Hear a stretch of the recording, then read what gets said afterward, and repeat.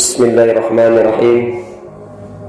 Uhayyikum bitahiyyatil Islam. Assalamualaikum warahmatullahi wabarakatuh. Waalaikumsalam warahmatullahi wabarakatuh. Hamdan syukran lillah, salatan wassalaman ala Rasulillah wa ala alihi wa sahbihi wa mawalah. Allahumma salli ala Sayyidina Muhammad wa ala ali Sayyidina Muhammad. Segala puji hanya milik Allah. Salawat dan salam kita sampaikan kepada Rasulullah Sallallahu Alaihi Wasallam. Tidak lupa kepada para keluarganya, sahabat, tabi'in, tabi'at, dan mudah-mudahan kita semuanya termasuklah umat daripadanya. Amin ya Allah ya Rabbal Alamin.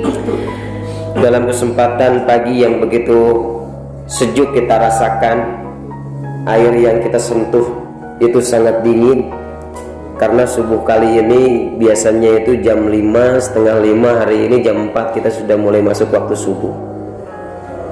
Rasanya berat kita untuk bangun, perjuangannya totality, dimana kita harus bangun mulai mungkin dari setengah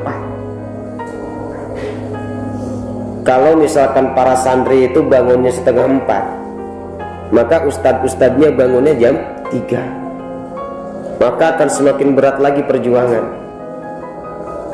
Karena bangun pagi itu perjuangannya sangat berat sekali. Kenapa sangat berat? Karena bangun pagi itu urusannya dengan iblis, bahkan bala tentara iblis, bala tentara setan. Kenapa bala tentara setan itu berkumpul ngagimung dina awak jelema? Karena dikhawatirkan manusia itu melaksanakan sholat tahajud, sholat sunnah, bahkan sampai sholat fardu. Kita tahu bagaimana sejarah mengungkap pada masa Rasulullah Shallallahu Alaihi Wasallam itu ada seorang laki-laki buta, sudah tua, sakit pula. Ketika itu Rasul mengumumkan dalam maklumatnya bahwasanya waktu dulu itu diharuskan sekali untuk melaksanakan sholat subuh, sholat berjamaah. Maka ada seorang laki-laki yang buta, ya Rasulullah, bagaimanakah dengan diriku yang dalam keadaan buta, jauh pula dari masjidnya, sakit lagi. Maka Rasul bertanya, apakah terdengar suara adzan ke tempatmu? Terdengar ya Rasul. Oleh karena itu kamu wajib melakukan sholat berjamaah. Maka dalam perjalanannya, ketika itu seorang laki-laki buta yang bernama Umi Maktum ini, ketika dia keluar dari rumah, ia terjatuh. Terjatuh itu dia bangkit, bukan balik ke rumah, tapi dia meneruskan perjalanannya untuk menuju masjid. Apa tujuannya? Berjamaah. Ketika mau terjatuh lagi, ternyata ada yang menolong, ditolong gitu kan. Ketika ditolong setiap hari, makanya orang ini yang nolong itu selalu ada. Ketika ditolong satu waktu penasaran, siapa ini orang? Kamu ini siapa? Tiap saya mau melaksanakan sholat itu selalu menolong. Kamu nggak usah tahu tentang siapa aku. Yang penting aku dulu dan nolong kamu gitu kan. Ditolong bolak-balik tolong. Akhirnya Umi Maktum penasaran sampai dia mengatakan, jika kamu tidak mau mengungkap tentang siapa dirimu, wahai anak muda, sudah besok hari kamu nggak usah lagi nolong aku. Waduh, bingung. Yang padanya sudah, nanti saya kasih tahu setelah pulang dari rumah. Setelah dikasih tahu, sepulangnya di rumahnya mengatakan bahwasannya dia iblis yang menolong itu. Kenapa iblis menolong orang yang berjamaah? Aku nggak mau. Ya. Orang-orang yang aku goda, engkau yang sudah aku goda, dosamu sudah dihapusin, dosa orang-orang sekitarmu dihapuskan. Ternyata subhanallah, amalan mahal, ya, sholat subuh berjamaah itu. Karena tidak setiap orang mampu untuk melakukannya. Ini saking luar biasa sampai iblis saja nggak mau ada orang yang mau melaksanakan sholat berjamaah. Ada orang yang melaksanakan sholat berjamaah pun zaman Rasulullah Shallallahu Alaihi Wasallam itu ditolong karena nggak mau orang-orang Muslim itu dosa-dosanya diampuni. Subhanallah. Apalagi nih ada amalan. Kesempatan pagi ini izinkan saya untuk membedah tentang keutamaan fadilah ketika kita melaksanakan sholat tahajud. Mau tahu? Ya, jangan sampai kita melakukan amal, kita melakukan ibadah tapi tidak tahu apa itu fadilahnya. Nah, kalau kita sudah tahu fadilah, nanti akan lebih kenceng energi kita untuk melaksanakannya. Nah, jadi bahwasannya amalan yang mahal, bahkan amalan-amalan yang dilakukan oleh orang-orang sebelum generasinya umat Nabi Muhammad, itu adalah amalan tahajud. Amalan apa? Amalan tahajud. Amalan tahajud ini adalah amalan yang sangat-sangat mahal. Bahkan ini adalah amalan orang kaya sudah gitu. Karena tidak setiap orang mampu untuk melakukan itu. Tadi saya ungkapkan, perjuangannya berat, urusannya dengan iblis, ya kan? Hari kemarin saya mengungkapkan, maka ketika seseorang tidur itu kan iblis mengikatkan 3 ikatan. Kenapa sampai mengikatkan 3 ikatan? Jangan bangun. Karena di sini rahasia-rahasia Allah, keutamaan-keutamaan yang sangat luar biasa di balik sholat tahajud.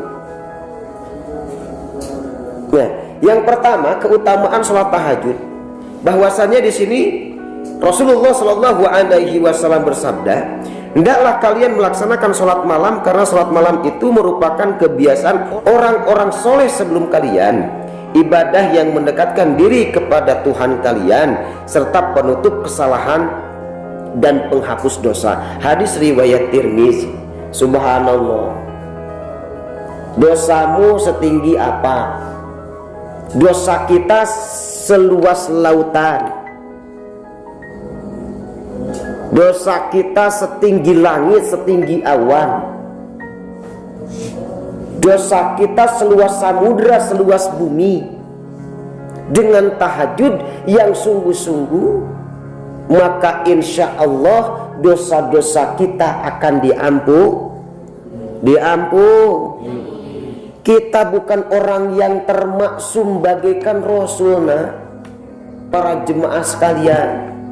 Kita bukan orang generasi para sahabat. Kita bukan generasi para waliullah, tapi kita generasi akhir zaman yang setiap harinya berbuat dosa adalah bagian daripada kesempurnaan hidup kita. Makanya orang muslim, orang mukmin yang bijaksana, maka dia akan selalu setiap harinya memohon ampun dengan cara taubatan nasuha. Salah satunya mohon ampunnya di balik sujud kita, di balik tahajud dosa kita seluas lautan. Dosa kita setinggi awan, mau setinggi gunung Rinjani, mau setinggi gunung Himalaya, mau seluas samudra Pasifik, samudra apa lagi? Samudra Hindia. Dosa kita seluas itu.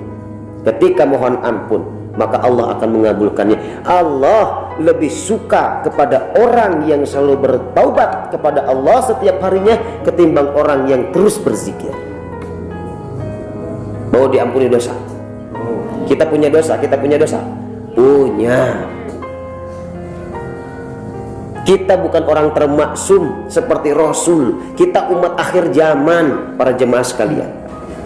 Yang kedua, fadilah daripada kita melaksanakan sholat qiyamul lail, berdiri kita melakukan sholat malam itu di sepertiga malam, doa di sepertiga malam yang sangat terijabah itu, ya. Doamu kau ungkapkan di sepertiga malam itu, ternyata yang pertama adalah menghapusnya dosa-dosa. Keren ya? Keren gak nih tahajud? Keren banget. Iya ya. Lalu yang kedua, bahwasannya fadilah daripada kita melaksanakan sholat malam itu, sholat tahajud itu adalah mendapatkan cinta dan ridho Allah Subhanahu wa ta'ala. Kita cinta kepada Allah. Serius? Pengen dapat cinta balik? Kita kan gak suka cinta bertepuk sebelah tangan, sakit rasanya. Kamu cinta sama seseorang, kamu cinta sendirian, dia gak cinta. Kau ungkapkan beribu-ribu kali, kau bangunkan berjuta-juta candi, kalau gak cinta ya enggak gitu. Kau bendung Citarum jika sangkuriang, nges boga mah nges cua gitu. Tapi itu cinta bertepuk sebelah tangan. Tapi kalau dua-duanya cinta kan indah. Ada feedback gitu. Aku cinta padamu, I love you, you love me, ya pilu, you love me, lap lapan. Nah, gitu ya. Kan keren. Ya, kalau misalkan saling mencintai. Ini orang yang kita mengejar mahabbah, mengejar cinta kepada Allah, lalu berbalas balik cinta dari Allah, indah rasanya. Pengen apa kita kalau sudah dicintai Allah? Tinggal ngomong. Ya kan? Makanya perpantas diri kita dulu di hadapan Gusti Allah. Udah cinta, udah ridho, kita pengen apa sih gitu? Yo, hoyong naon? Lamun Allah geus ridho mah. Urang ngahuleng ya, ya Allah abdi teh hayang imah. Allah geus ridho, Allah geus cinta mah jauh dibere jeung imahna. Tong jeung imahna, jeung tanuh-tanuhna, jeung sawah-sawahna. Urang ngajomblo wae, can boga salaki, can boga pamajikan, ngahuleng hayang jiga kieu dibere jeung budak-budakna gitu. Menangkan janda itu juga budak langsung.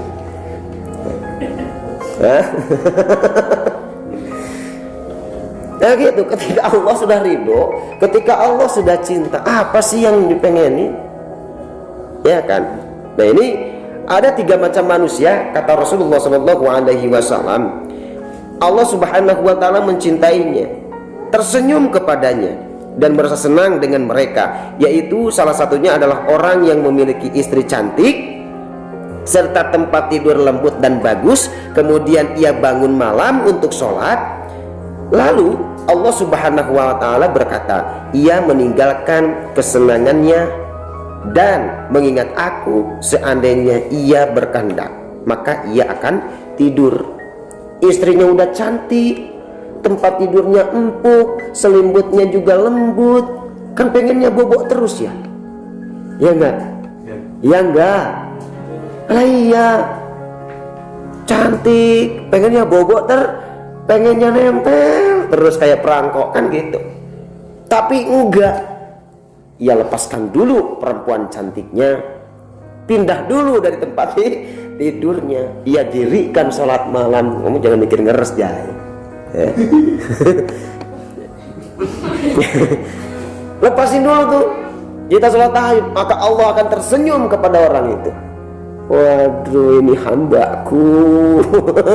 Dan istrinya cantik, tempat tidurnya empuk, selimutnya lembut pula. Kau tinggalkan kenikmatan malam itu, tapi engkau dekatkan dengan diriku. Subhanallah. Tersenyum Allah melihat kalian gitu. Ini perempuan cantik nanti mendapat suamimu ketika sedang melihat kamu dalam keadaan tertidur. Wah, ranjangnya empuk pula gitu.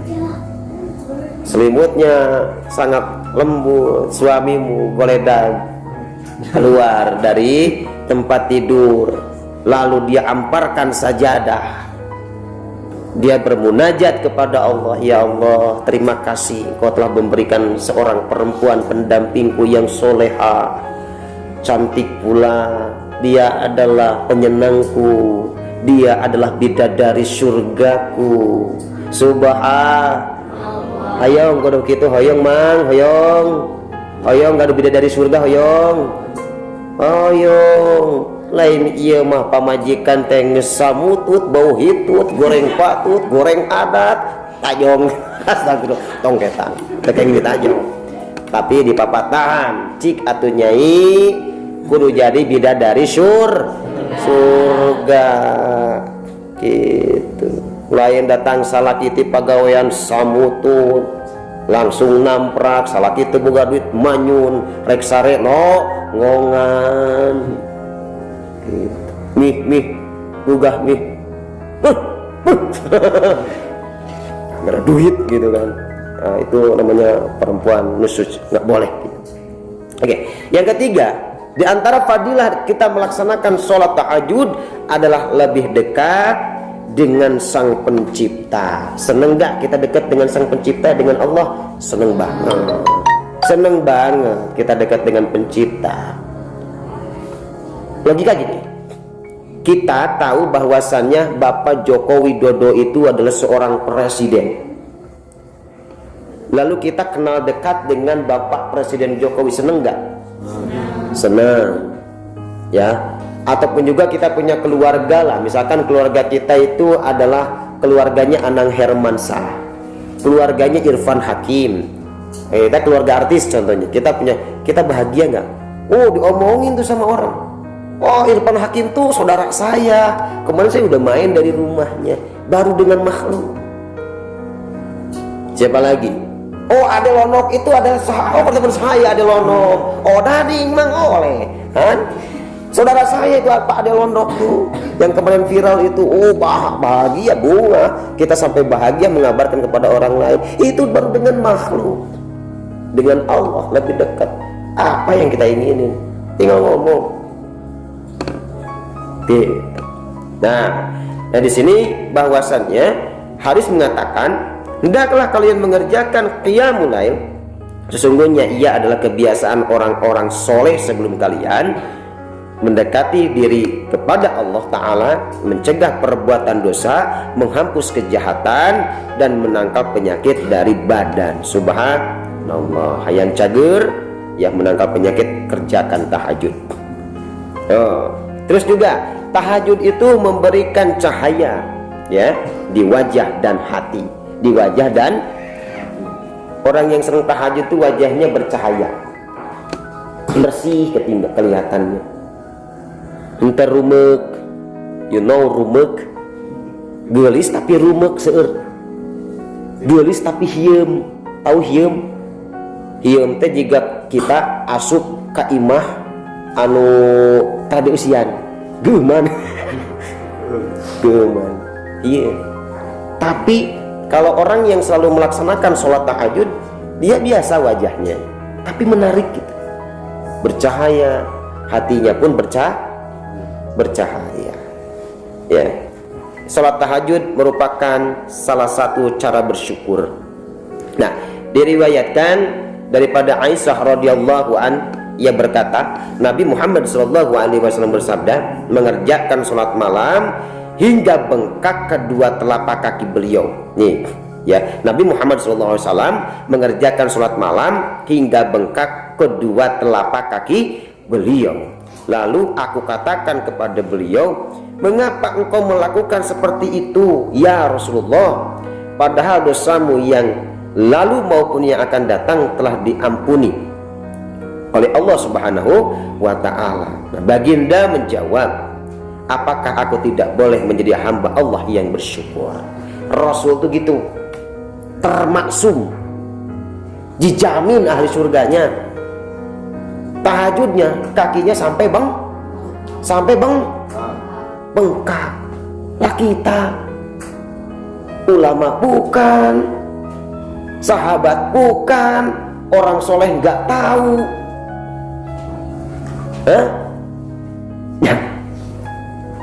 Dijamin ahli surga juga tidak. Buat ingang senage menang jeng henteu.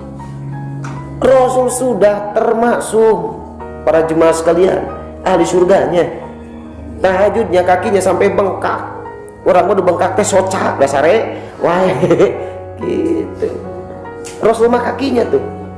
Ya subhanallah, cara bersyukur. Kan siapa orang yang bersyukur, maka Allah akan menambah kenikmatan. Gitu.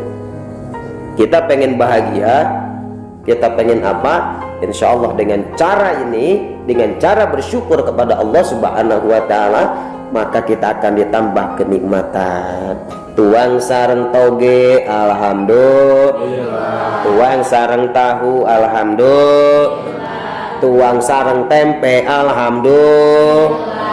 Tuang sareng suuk, alhamdulillah.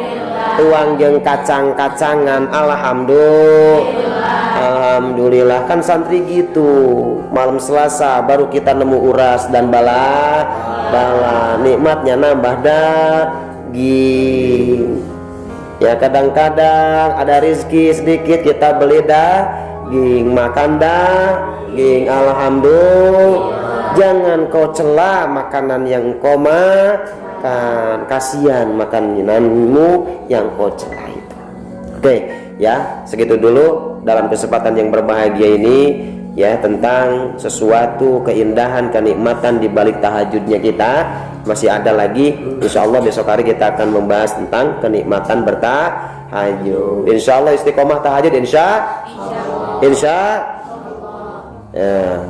Oke, kita niatin, ya Allah, ikutin suara saya, ya Allah, ya Allah, bangunkan saya ketika tahajud datang. Aku ingin dincintaimu ya Allah. Aku ingin dekat denganmu ya Allah. Aku ingin jadi orang kaya ya Allah, yang penuh ridhomu ya Allah.